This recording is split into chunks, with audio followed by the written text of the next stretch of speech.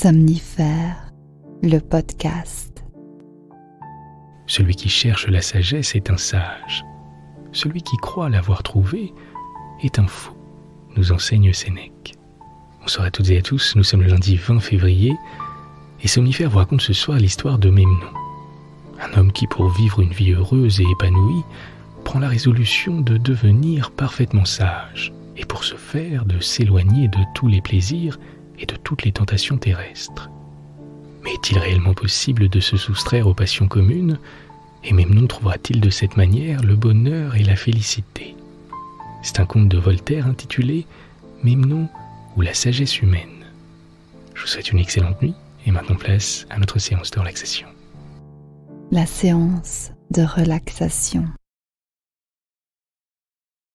Nous sommes déjà le 20 février, ce qui signifie qu'il ne reste plus que 4 petites semaines avant que l'hiver ne prenne fin et que le printemps commence. Et avec lui des températures plus douces, le retour de la lumière, des odeurs et des couleurs. Alors si la période est un peu morose et si on est un peu à plat, on tient bon et on attend patiemment la saison du renouveau et de l'optimisme. On va prendre dans un premier temps un petit instant pour mettre de côté tous nos petits tracas, tout ce qui nous préoccupe, et on va s'autoriser à refermer cette journée et à laisser tout le quotidien de côté. Je vous laisse un petit instant pour le faire.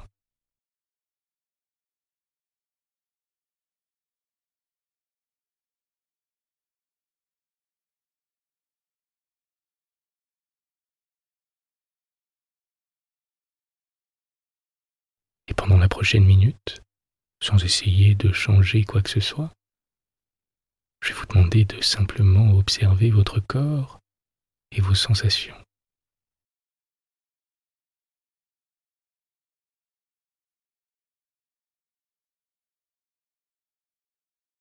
D'observer les appuis de votre corps sur le matelas.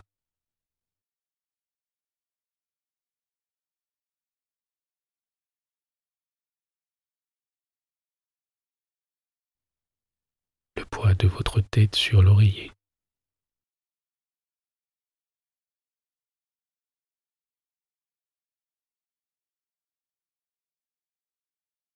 Les mouvements de votre respiration.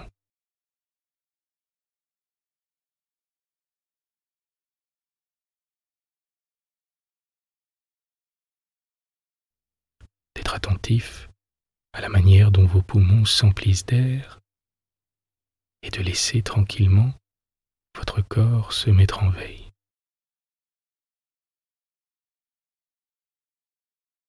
Je vous laisse un petit instant pour le faire.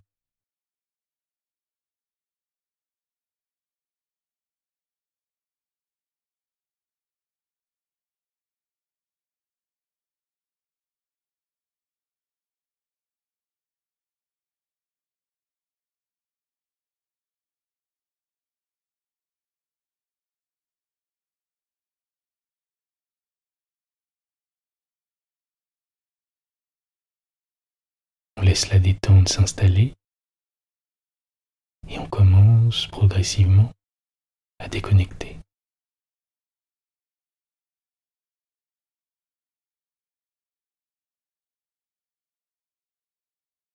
On détend comme d'habitude l'espace entre les deux sourcils.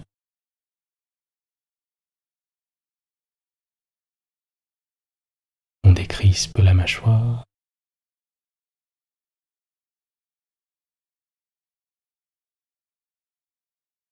On déplisse notre front.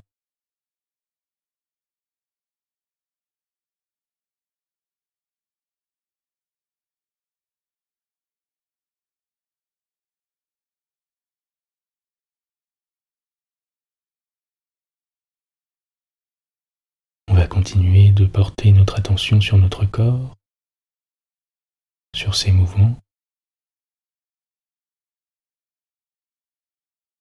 alors que nos épaules se relâchent.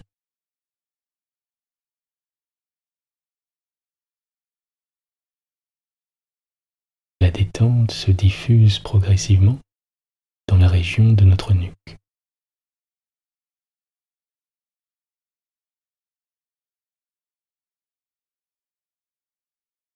Puis le long de notre dos, vertèbre par vertèbre.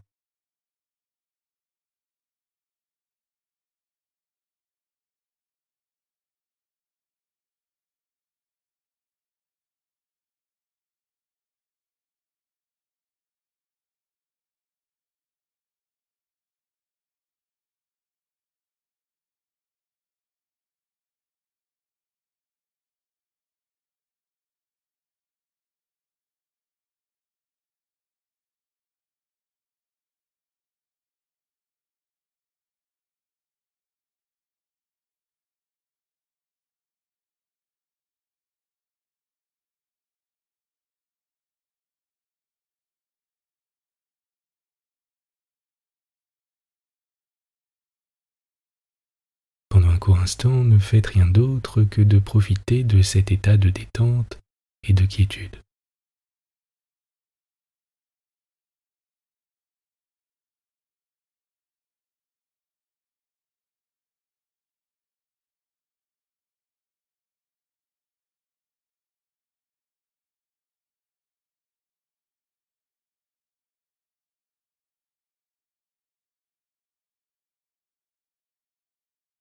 Pensez à présent à une chose pour laquelle vous avez ressenti de la reconnaissance, de la gratitude aujourd'hui. Ce peut être n'importe quoi. Un regard, un sourire, un texto, une attention. Prenez simplement la première chose qui vous vient à l'esprit et observez vos sensations.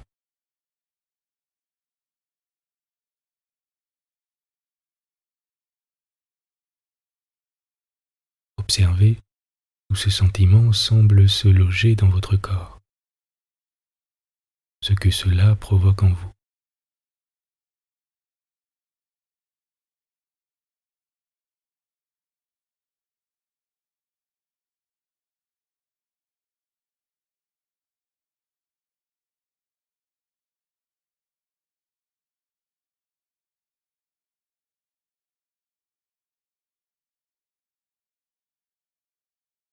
Pendant la prochaine minute, concentrez-vous simplement sur votre ventre, qui continue de vous bercer tranquillement, et sur les mouvements de votre respiration, à l'inspire et à l'expire.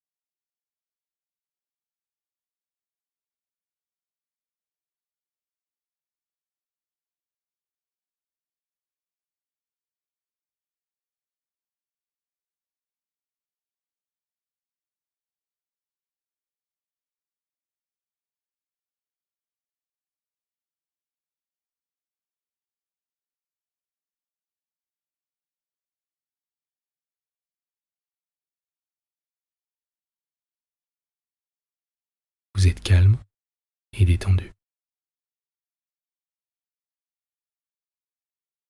L'histoire du soir.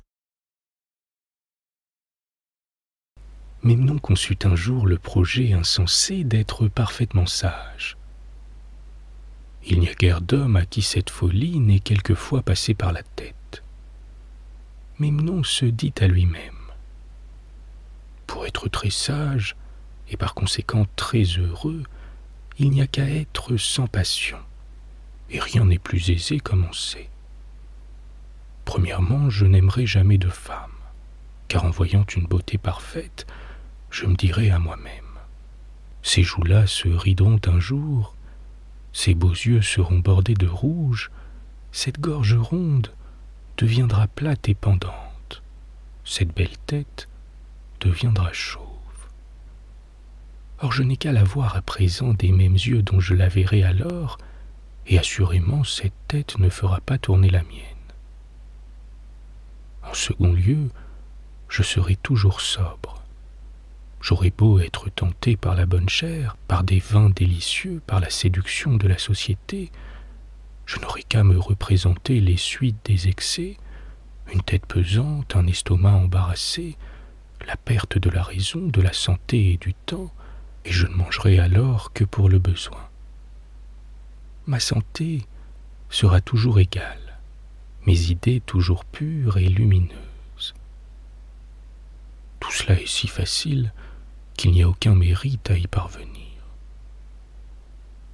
Ensuite, disait Memnon, il faut penser un peu à ma fortune. Mon bien est solidement placé, j'ai de quoi vivre dans l'indépendance, c'est là le plus grand des biens. Je ne serai jamais dans la cruelle nécessité de faire ma cour. Je n'envierai personne, et personne ne m'enviera. Voilà qui est encore très aisé.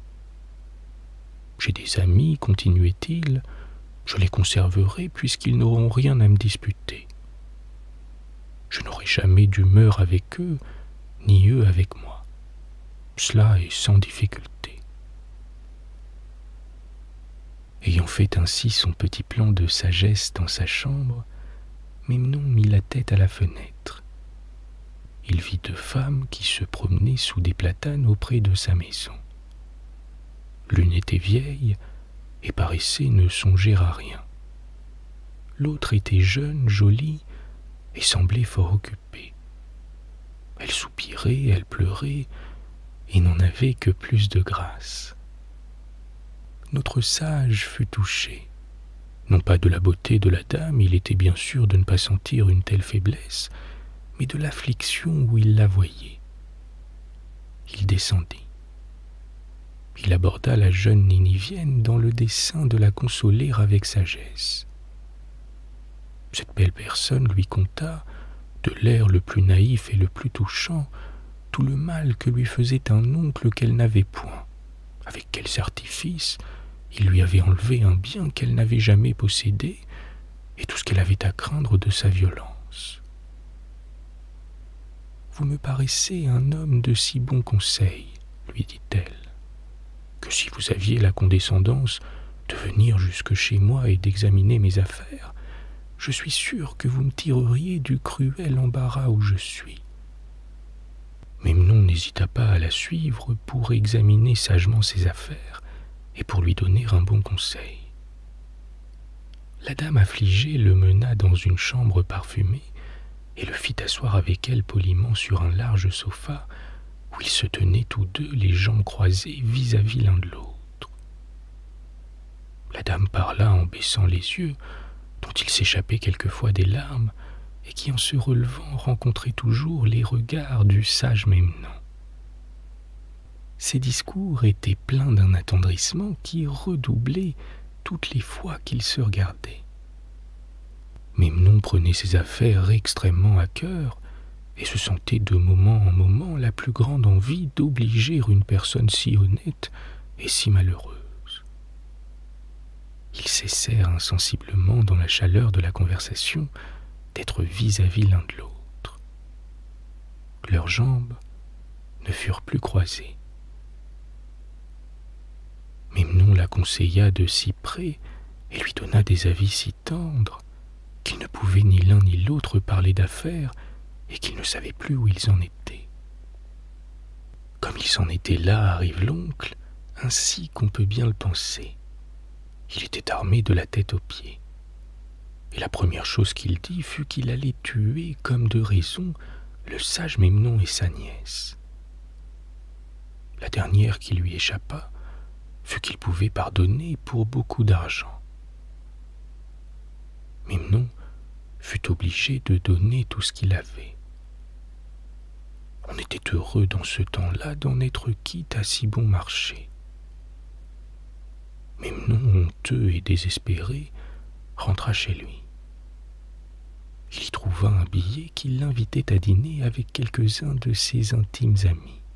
« Si je reste seul chez moi, dit-il, j'aurai l'esprit occupé de ma triste aventure, je ne mangerai point, je tomberai malade. Il vaut mieux aller faire avec mes amis intimes un repas frugal. J'oublierai dans la douceur de leur société la sottise que j'ai faite ce matin. » Il va au rendez-vous, on le trouve un peu chagrin. On le fait boire pour dissiper sa tristesse. Un peu de vin pris modérément est un remède pour l'âme et pour le corps. C'est ainsi que pense le sage Memnon, et il s'enivre. On lui propose de jouer après le repas. Un jeu réglé avec des amis est un passe-temps honnête. Il joue.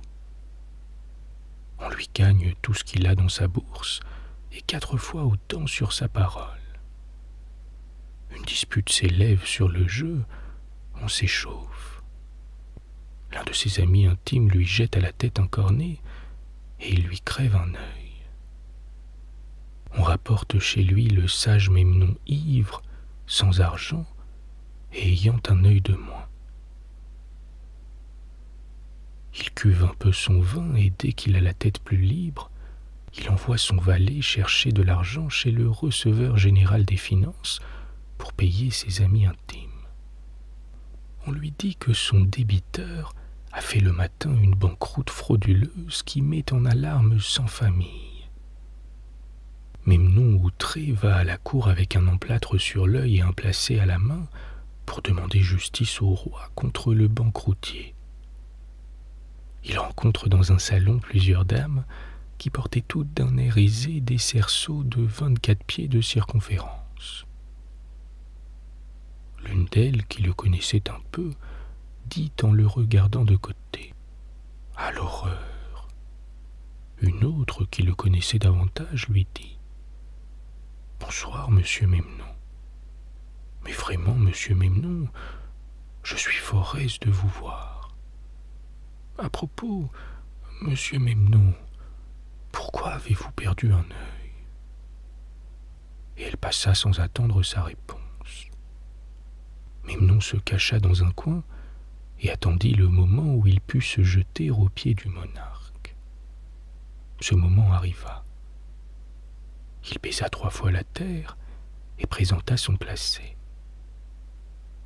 Sa gracieuse majesté le reçut très favorablement et donna le mémoire à un de ses satrapes pour lui en rendre compte.